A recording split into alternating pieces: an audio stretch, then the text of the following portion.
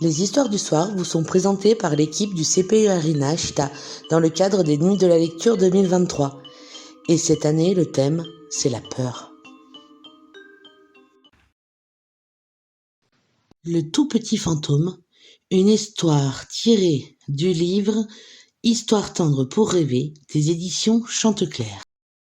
Il était une fois un tout petit fantôme.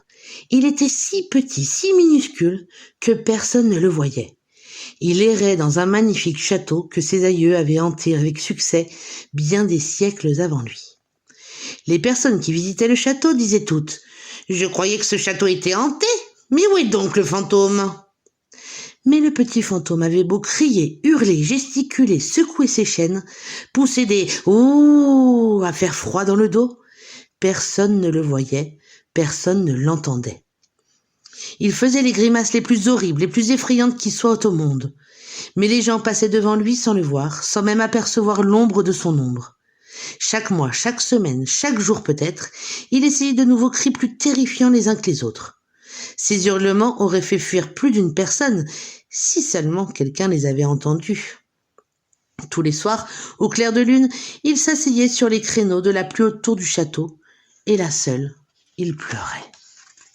« Que je suis malheureux !» murmurait-il entre deux sanglots. « Que vais-je donc devenir si personne ne me voit ? Même les enfants ignorent ma présence.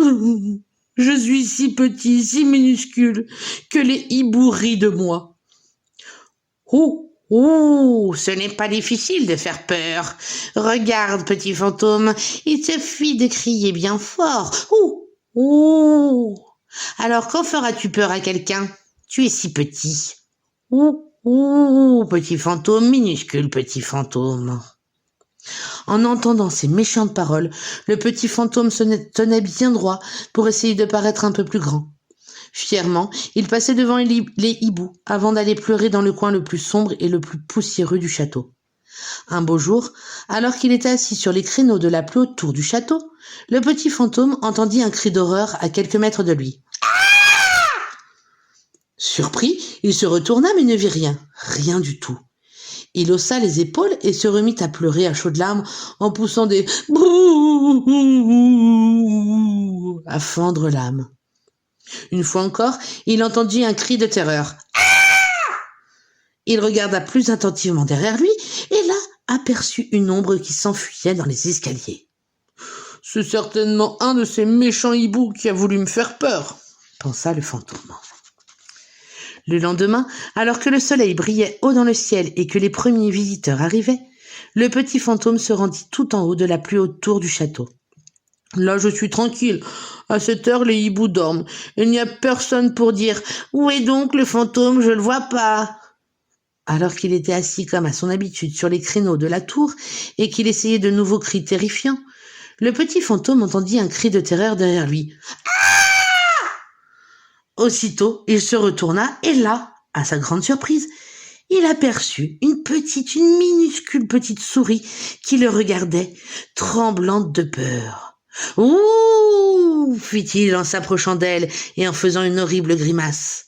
La petite souris poussa un cri et s'enfuit aussi vite que le lui permettaient ses minuscules petites pattes. « Hé, quelqu'un a vu mes grimaces et a eu peur !»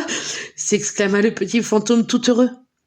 À partir de cette heure, tous les jours et toutes les nuits, il s'amusa à faire peur aux dizaines de minuscules petites souris qui occupaient le château.